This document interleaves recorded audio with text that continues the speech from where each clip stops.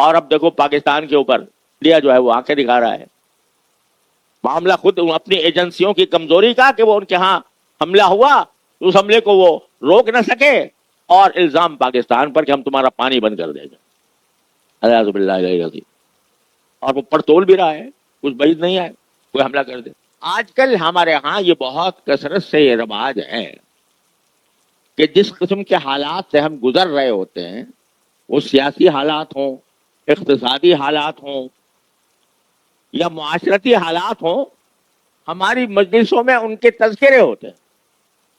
ہماری مجلسیں ان کے تذکروں سے بھری ہوتی ہیں.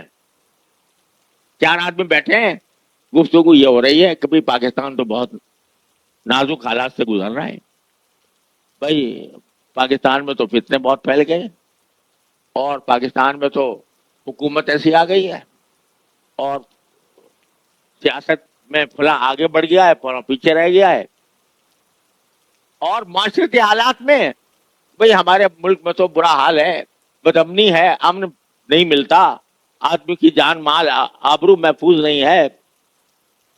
اور معاشرتی طور پر ہمارا حال تو یہ ہے کہ بھئی رشوت کا بازار گرم ہے. کسی دفتر میں جاؤ کام کرنے کے لیے تو لوگ حرام کے لیے منہ کھولے بیٹھے ہوئے ہیں. یہ سب تبصرے ہماری مجلسوں کا موضوع ہیں. اور تو اور یہ بھی کہ بھی فلسطین میں کیا ہو رہا ہے, فلسطین کے اندر مسلمان پر کتنا ظلم ہو رہا ہے, فلسطین کے اوپر بچے مارے جا رہے ہیں, فلسطین میں بچے مارے جا رہے ہیں, عورتیں ماری جا رہی ہیں. اسرائیل دیکھو کس طرح امریکہ اسرائیل کو سہارا دے رہا ہے, کس طرح عمران, یہ ساری باتیں ہم مجلسوں میں کرتے. اور اب تو انڈیا نے جو ہے وہ پاکستان کو, اس نے بھی آنکھیں نکالنے کی سوچنا شروع کر دی ہے. تو یہ ساری باتیں ہم بیٹھ کے آپس میں بیٹھ کے کرتے ہیں. کھانے میں بیٹھیں گے تو یہ بات ہو رہی ہے, 4 آدمی بیٹھے ہیں تو وہاں بات ہو رہی ہے. یہ بتاؤ یہ باتیں کرنے سے کیا فائدہ؟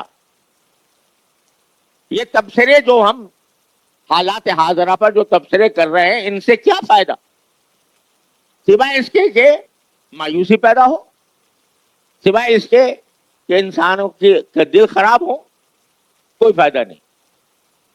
لیکن یہی وقت جو تم ان مجلسوں میں ضائع کر رہے ہو, باتیں کر کے ضائع کر رہے ہو, اسی وقت کو اگر اللہ کے سامنے ہاتھ پھیلانے میں خرچ کر دو, یا اللہ ہمارے ملک کے اندر بدامنی بہت ہو رہی ہے, لوگوں کی جانیں محفوظ نہیں ہے, اللہ بدامنی دور فرما دے, امن عطا فرما. مانگو اللہ سے, یا اللہ ہمارے ملک کے اندر رشوت خوری بہت بڑھ گئی ہے, یا اللہ ہمیں رشوت خوری سے نجات عطا فرما دے. جو لوگ رشوت کے لیے منہ کھولے بیٹھے ہیں, یا اللہ ان کو ہدایت عطا فرما دے. یا اللہ جو غزہ کے اندر ظلم ہو رہا ہے, اس ظلم سے اللہ مسلمانوں کو محفوظ فرما دے, مسلمانوں کی حفاظت فرما دے. یا اللہ ان کا جو دشمن ان کے اوپر حملہ آور ہے, یا اللہ اس دشمن کے طاقت کو ختم کر دے. یا اللہ جو انڈیا ہمیں دھمکیاں دے رہا ہے, یا اللہ اس انڈیا کو, اس کے غرور کو خاک میں ملا دے. یہی باتیں جو بیٹھ کر مجلس میں کر رہے ہو نا, اس کو تنہائی میں بیٹھ کے کرو. اللہ سے کہو, اللہ تعالی سے کہو کہ یہ حالات ہم پر آئے ہوئے ہیں, ہمارے بس میں نہیں ہے ان کا ازالہ کرنا. جو کچھ ہے قدرت آپ کی ہے, طاقت آپ کی ہے, آپ سے بڑھ کر کائنات میں کسی کی طاقت نہیں, ساری کائنات آپ کے قبضے قدرت میں ہے.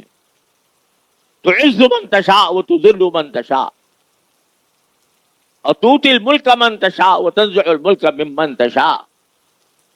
للہ ملک السماوات والارض, آسمانوں اور زمین کی ساری ملکیت اللہ ہی کے قبضے میں ہے.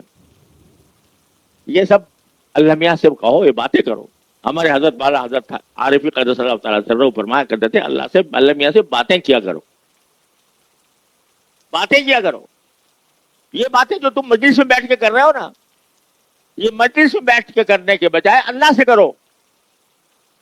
اب ذرا ہم سب اپنے گریبان میں منہ ڈال کر دیکھیں کہ جتنے مسائل کا ہم رونا روتے ہیں اور جن سے ہم پریشان ہوتے ہیں اور دوسروں کو بھی پریشان کرتے ہیں, وہ ان کے بارے میں کبھی سنجیدگی سے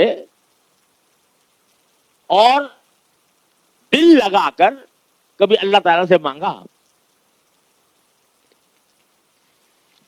تو جواب عام طور سے نفی میں آئے گا. کبھی دل لگا کر بیٹھ کر ان چیزوں کو مانگا نہیں اللہ تعالیٰ نے.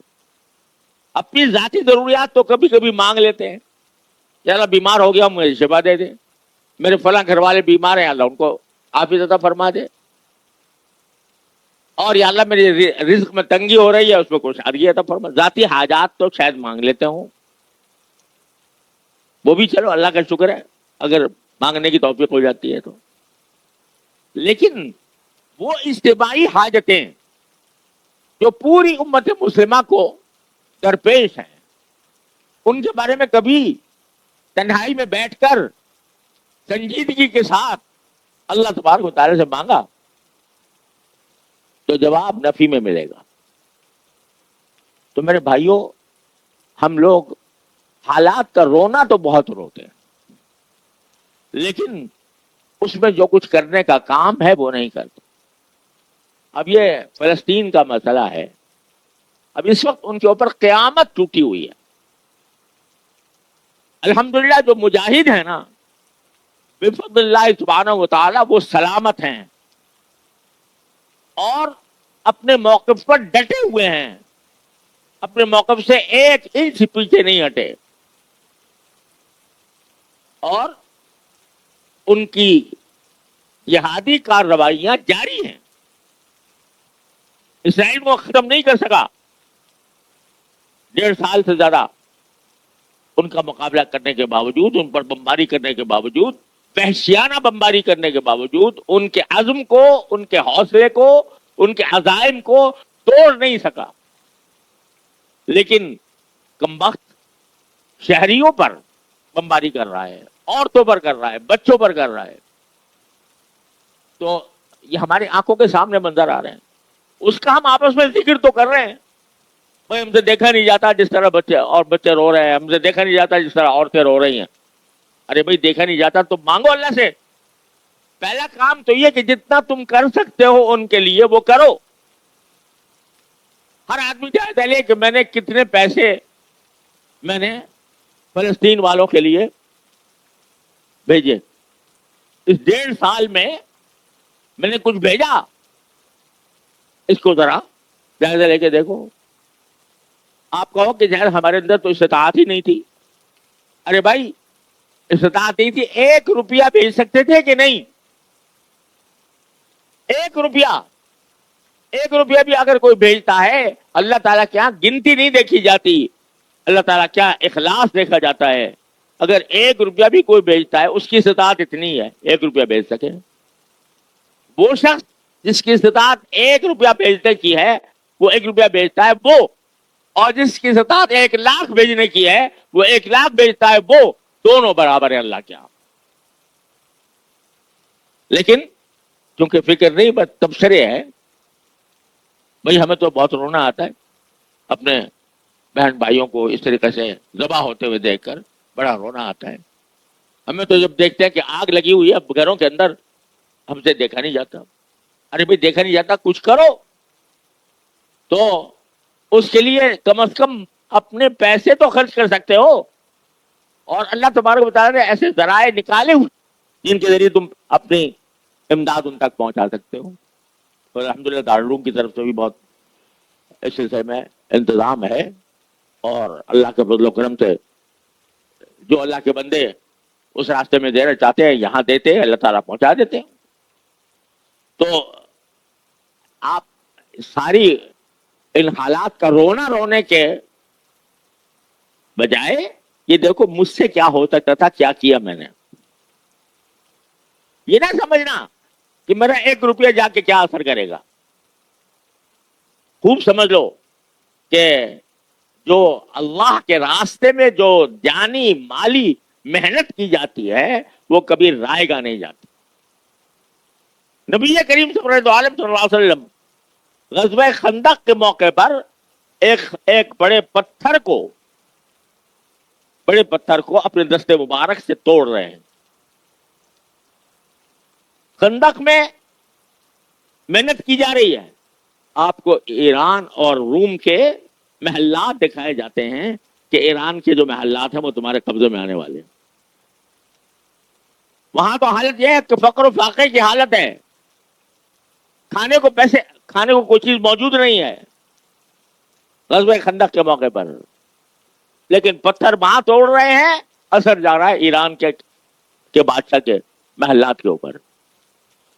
تو اللہ تعالیٰ تو اثر اخلاص کے ذریعے اللہ تعالیٰ اثر پہنچاتے ہیں. تو پہلے تو میں یہی کہ بھائی مالی جو کچھ کر سکتے ہو مالی مدد کرو, پہنچانے کی کوشش کرو. دوسرا یہ کہ دعا کرو اللہ تبارک و تعالیٰ سے, یا اللہ ہم سے یہ منظر دیکھ نہیں رہا. یہ آپس میں کہنے سے کیا فائدہ, آپس میں کہنے سے کوئی فائدہ نہیں. اللہ تعالیٰ کے سامنے کہو یا اللہ نہیں دیکھا جا رہا ہم سے یہ منظر, یا اللہ ہمارے بہن بھائیوں کے ساتھ جو سلوک ہو رہا ہے اے اللہ ہم سے دیکھا نہیں جاتا, آپ اپنے فضل و کرم سے ان کو اس مصیبت سے نجات عطا فرمائیے, ان کے دشمن کو ہلاک برباد کر دیجئے, تباہ و برباد کر دیجئے ان کے اس دشمن. یہ مانگو اللہ تعالیٰ, یہ مانگنا بھی اذکر اللہ ذکرن کثیرن میں داخل ہے, اللہ کے کثرت سے ذکر کرنے میں داخل ہوگا, اس کا بھی اجر و ثواب تمہیں ملے گا.